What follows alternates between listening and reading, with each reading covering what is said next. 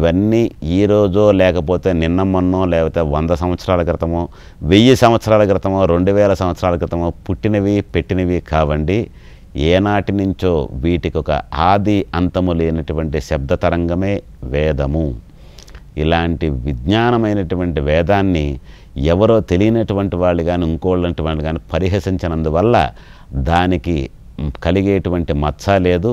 దాన్ని పొగిడినంత మాత్రాన ఉప్పొంగిపోయేది అంతకన్నా లేదు. ఇది పరాన్నభుక్తమైనటువంటి మనుషుల్లో ఇంకోటో కాదు, అపూర్వమైనటువంటి ఒక వెలుగు స్వరూపమైనటువంటి విజ్ఞాన ఖని వేదము. ఇలాంటి వేదవిహితమైనటువంటి కర్మకాండని వేదం మన ప్రపంచం మొత్తానికి తెలియజేసింది. చెయ్యలేక సోమరితాంతో ఇలా ఉంటే ఎలా బ్రతుకుతామండి, ఉదయం లేచి నేను పని చేయకపోతే నాకు భోజనం ఎవరు పెడతారనే చిన్ని కారణాలు చూపిస్తూ మనం ఆయనకు దూరం అవ్వడమే. ఎంత కష్టమైన భోజనాది కార్యక్రమాల దగ్గర నుంచి నిద్ర ప్రతి విషయాన్ని మన శరీరానికి తగ్గవన్నీ కూడా మనం చేస్తున్నప్పుడు భగవత్ కార్యమైనటువంటి ఈ యొక్క సిద్ధాంతాన్ని ఆచరించడంలో ఏమాత్రం తప్పు లేదు. మనం చెయ్యగలం. మానవుడు మాత్రమే ఏదన్నా చెయ్యగలడు, చేసి సాధించగలడు. అలా సాధించలేనటువంటి వాడు మానవుడే కాదు. ఒక ప్రయత్నం చేసి చూడండి. ప్రయత్నపూర్వకంగా భగవత్ స్వరూపాన్ని తెలుసుకోవడానికి మీరు ప్రయత్నించండి. ప్రయత్నించడం వల్ల తప్పులేదు. ఇవాళ అమ్మ అనగానే అమ్మ పలికింది కదా అని చెప్పని స్వామి అనగానే స్వామివారు పలికేస్తారని కూడా అనుకోవద్దు. చేయగా సాధన చేయగా భగవద్ అనుగ్రహం లభిస్తుంది.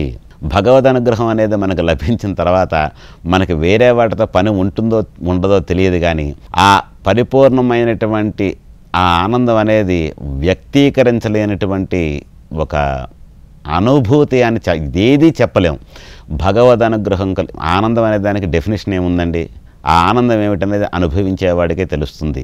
ఆ అనుభవించేటువంటి ఆనందం ఎవడైతే ప్రార్థనారూపకంగా కానీ పద్ధతి ప్రకారం కానీ చేయగలుగుతాడో ఆ భగవద్ అనుగ్రహం తప్పకుండా ఉంటుంది. కాబట్టి ఇందువారం అంటే సోమవారం నాడు పరమేశ్వరుని యొక్క అనుగ్రహం వలన పరమేశ్వరుడు యొక్క ప్రార్థన చేయగలగది.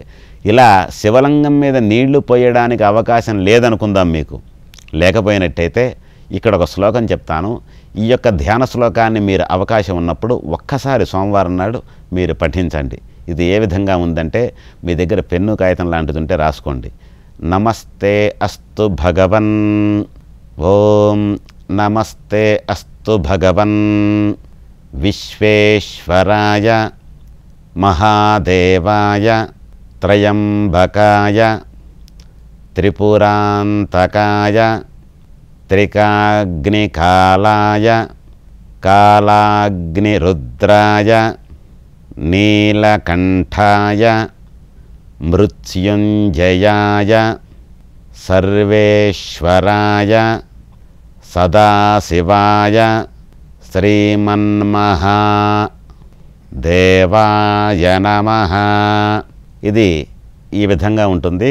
దీన్ని ఏ విధంగా చెప్పాలంటే సాధన చేసిన కొన్ని రోజులకి ఓం నమస్తే అస్తు భగవన్ విశ్వేశ్వరాయ మహాదేవాయ త్రయంబకాయ త్రిపురాంతకాయ త్రికాగ్నికాలాయ కాలాగ్నిరుద్రాయ నీలకంఠాయ మృత్యుంజయాయ సర్వేశ్వరాయ సదాశివాయ శ్రీమన్మహాదేవాయ నమః. ఈ ప్రకారంగా సోమవారం నాడు ఈశ్వరుని యొక్క ప్రార్థన ఎవరైతే చేయగలుగుతారో ఆ ఈశ్వరుని యొక్క అనుగ్రహం వలన ఐశ్వర్యవంతుడవటమే కాకుండా అపమృత్యు దోషాలనేటువంటివి తొలగి భగవద్ అనుగ్రహం ఉంటూ జాతక ప్రకారం పరిపూర్ణమైనటువంటి ఆయుర్భావం ఎంతవరకైతే ఉందో ఆ ఆయుర్భావాన్ని తప్పకుండా భగవద్ అనుగ్రహం వలన వాడు పొందగలడంటంలో ఏమాత్రం సందేహం లేదు.